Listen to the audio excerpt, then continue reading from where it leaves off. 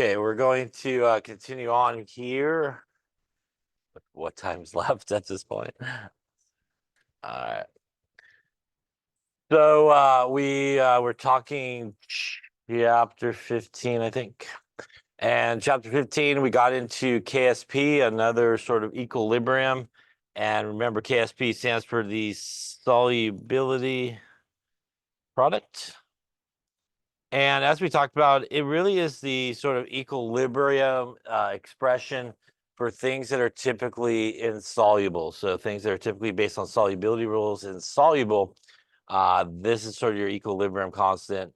Again, for example, something like silver chloride, which based on solubility rules is a solid. And even though it is technically going to be a solid, they're still going to break apart a little bit into ions here, and we'll set up an equilibrium solution. This would allow you obviously to write your KSP, which is really just an equilibrium constant. And it would in this case be really just our products. And in general, these KSP reactions are written in this sort of fashion, always the solids on the left there, reactant side, and again, our aqueous sort of ions here on the right-hand side of the equation. So really, when you write KSP expressions, usually, again, it's just the products because everything's a solid on the left-hand side. Now, there's kind of a couple of different sort of problems you sometimes come across. If you are given the KSP, you would do an ice table. And again, we do an ice table kind of like normal with some zeros. Difference is we do actually a lot of times we'll use S instead of X. And a reminder that the S here does stand for the molar solubility. And again, that is the molarity, basically, moles per liter. And like normal here, we would go into our KSP expressions, solve for S. When you do get S, it would be the molar solubility of that compound that you're talking about. Again, sometimes we also are interested in maybe not molar solubility, but just solubility in terms of grams per liter. And remember, the thing that sort of ties those two together is the molar mass from the periodic table. You can multiply that and it will convert you over to grams per liter if you need to go from one to the other. Now, we finished up last time talking about some things that can affect the solubility of something. And one major thing that could affect the solubility of a salt is the common ion. And the presence of a common ion is basically just really Le Chatelier's principle sort of taken into effect. So, for example, if you dump some, say, sodium chloride into here, this would be really a source of chloride ions. And what that would do is essentially increase the concentration of chloride. That's going to cause your equilibrium to shift to the left there. And it's going to obviously decrease the solubility of that salt as it's going to basically stay together. We could also, in certain cases, use the KSP value to compare solubilities. But again, you can only do that if they break apart into the same number of ions. So that's the important part there. Remember that if they actually do break apart into the same actual number of ions, 2 ions, 3 ions, whatever it may be, you can use the KSP values to help you decide which one should be more soluble and which one should be less soluble. In that case, the larger the KSP, the more soluble it will be, because a large KSP means a large K value. Large K value means you mainly have products, and that would give you aqueous ions at that point. Obviously, a smaller value of KSP would tell you have mainly reactants, which is always the solid at that point, and it would be less soluble in that case. The exception to that, obviously, is, as we talked about, if you are actually comparing things that do not break apart into the same number of ions, you cannot just use the KSP values to do that. You actually have to do the calculation and figure out the solubility of each of them separately and then compare based off the solubility. So that's a really important thing. Any questions on that there? All right, then continuing on here, let's talk about another thing that can definitely affect the solubility. and that is pH. And the presence of a common ion, like we just saw and just talked about, does obviously decrease the solubility. pH does play an important role in terms of whether or not, for example, you will see a solid form or not. If you have an insoluble base, it typically will dissolve in acidic solutions, and vice versa. If you have an insoluble solid or acid, it would dissolve in basic solutions. So, for example, let's take a look at this guy here. This is magnesium hydroxide, and the KSP for magnesium hydroxide is 1.2 times 10 to the minus 11. And if we were going to look for the solubility of this guy here, we would go 0 and 0. Our change would be plus S and plus 2S, again, because of the coefficient. We would end up with S and 2S. This would go into our KSP expression as we had up there a second ago, which is magnesium times hydroxide. And a reminder, we do need to still square it. So that's going to give me S times 2S squared is equal to 1.2 times 10 to the minus 11. Remember that we need to square both things in there, very commonly missed by people. Going to give us 4S cubed is equal to 1.2 times 10 to the minus 11. We're going to divide by 4 and then take the cube root of it. And that is going to get us here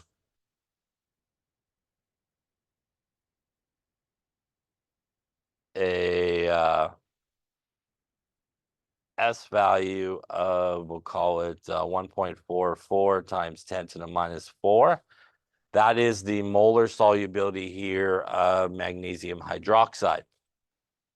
Now, because magnesium hydroxide is actually probably a base because there's hydroxide in it, we also do see we could actually calculate the concentration of hydroxide. And the concentration of hydroxide at equilibrium is actually 2S. So again, it does not equal this number, but it is 2 times that number. So 2 times 144 there times 10 to the minus 4 is going to give us our hydroxide concentration. And that's going to give us 2.88 times 10 to the minus 4 molar.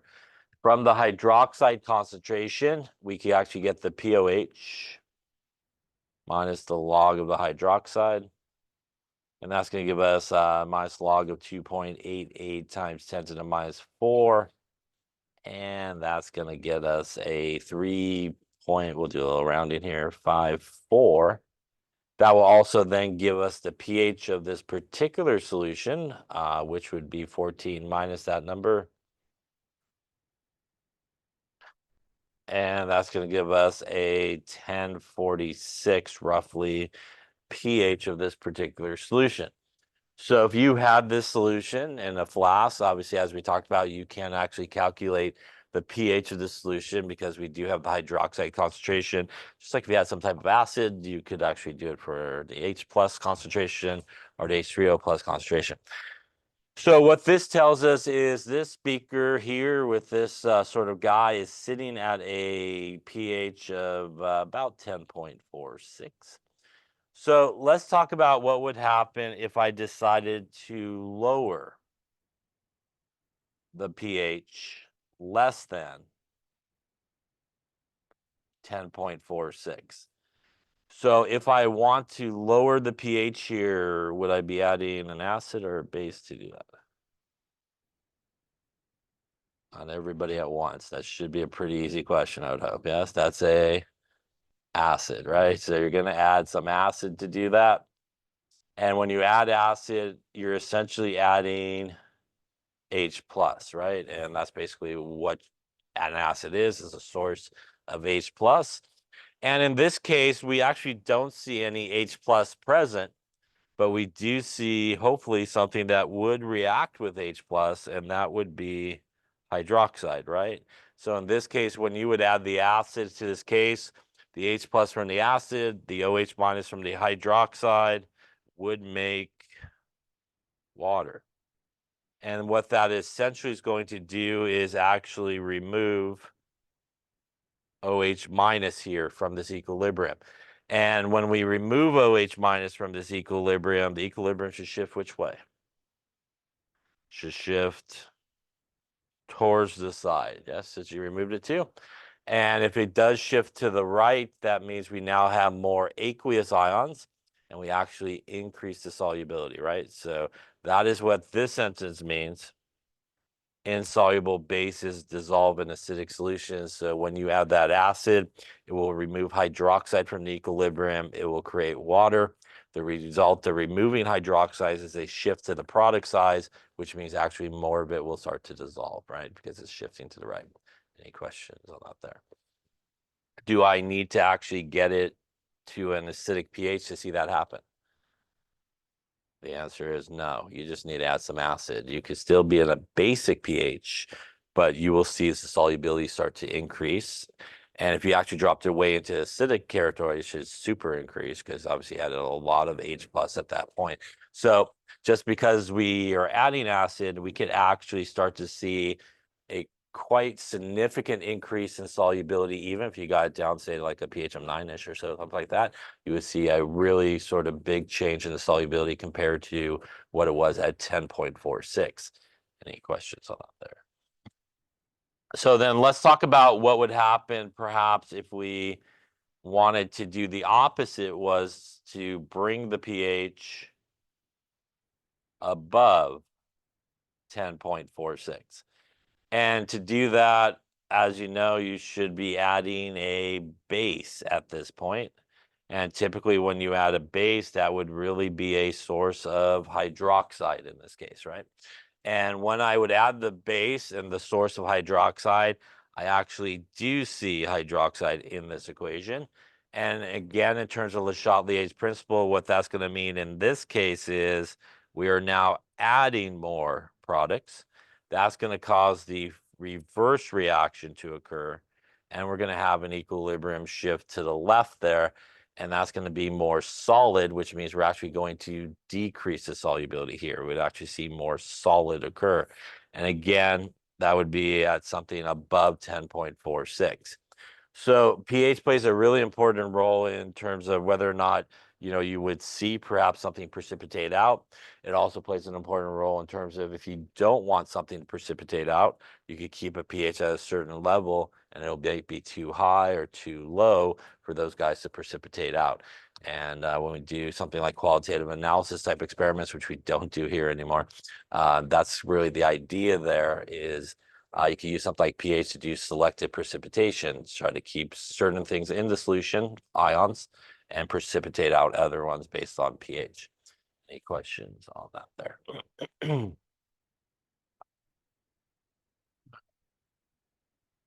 Now, we talked about earlier Q in relationship to KSP. And once again, we can use Q to help us determine whether or not a solution will precipitate out. And remember, again, Q is calculated the exact same way as we calculate the KSP.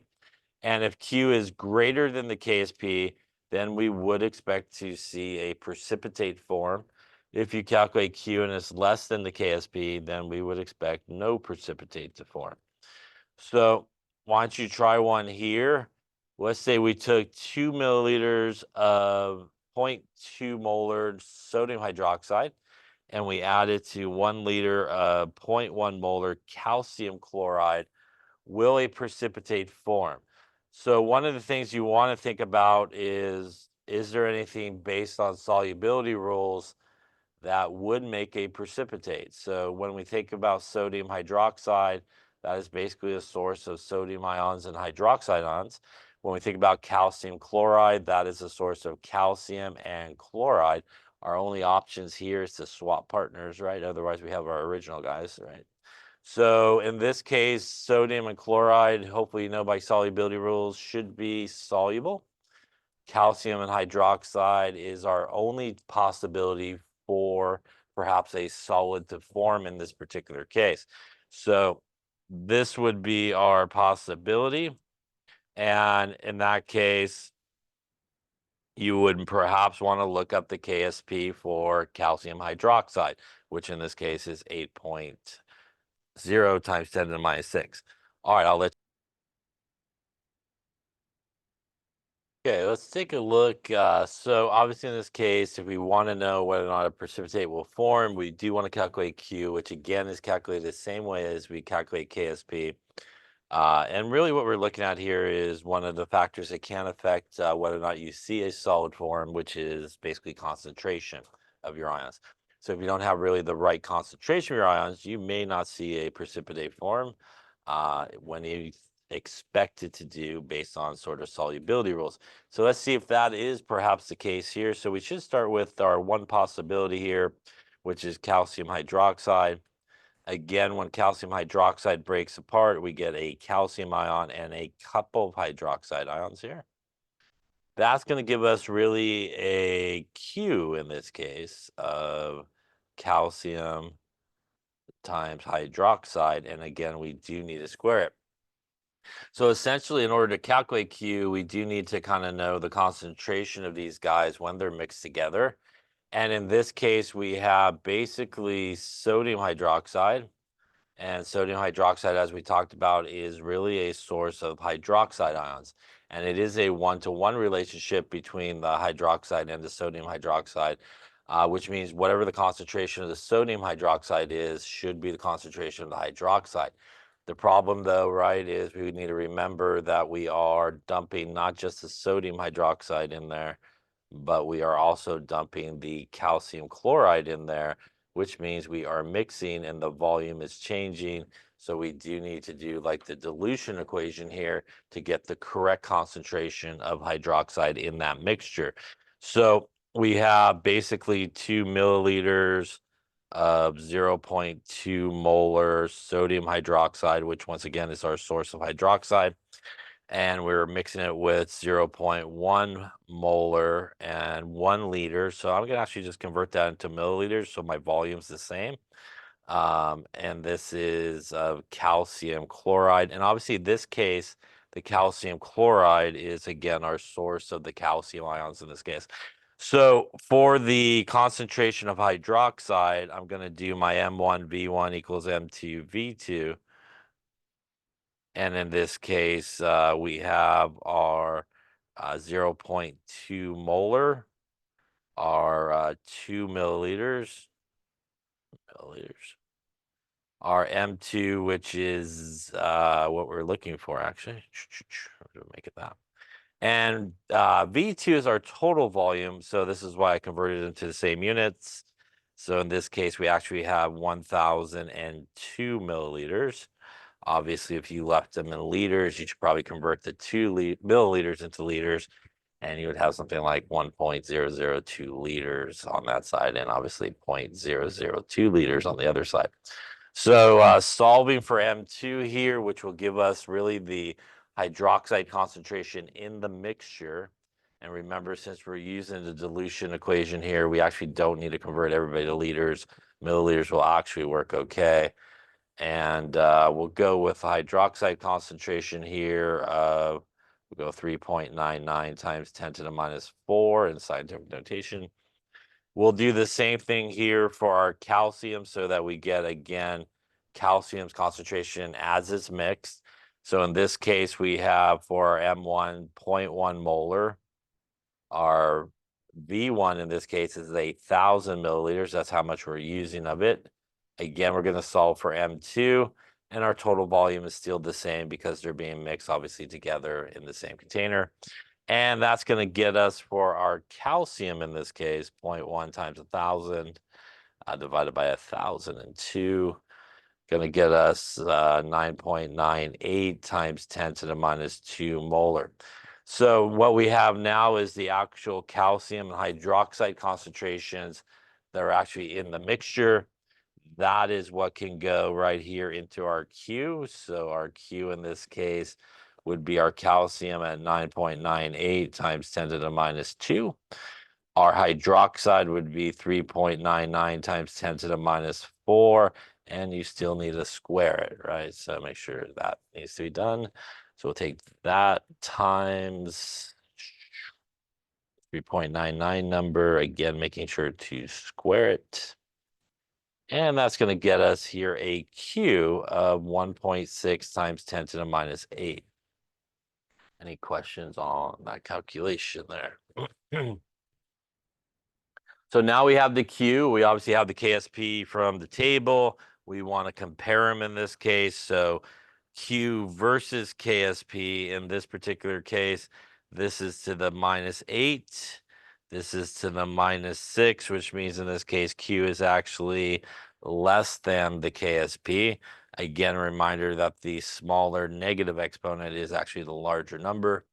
And that would mean that the equilibrium would shift really away from where that guy is pointing and would go to the right. And the right is our products. And the right on this type of deal is always aqueous, which means we would get no precipitate in this case.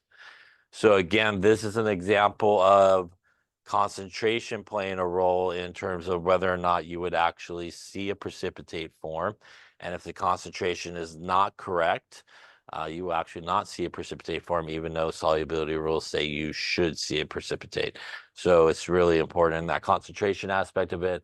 Again, we don't do those experiments anymore, but in those experiments where this comes into play, what happens sometimes for people is they try to run a test at the end to see whether or not they have this ion in their solution. And along the way, they keep adding too much reagents. And every time they add a reagent, you're essentially diluting your solution every time you drop something into your beaker, basically.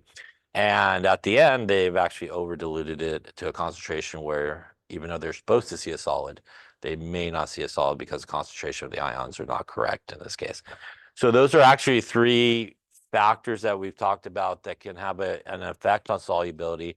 The presence of a common ion can decrease the solubility. The pH of the solution can either increase or decrease the solubility depending on what you're dealing with. And obviously here, the concentration of ions have an important effect on terms of whether or not, again, something will be soluble or insoluble based on their concentrations. Any questions on any of those things there? All right, we'll lay it up for now.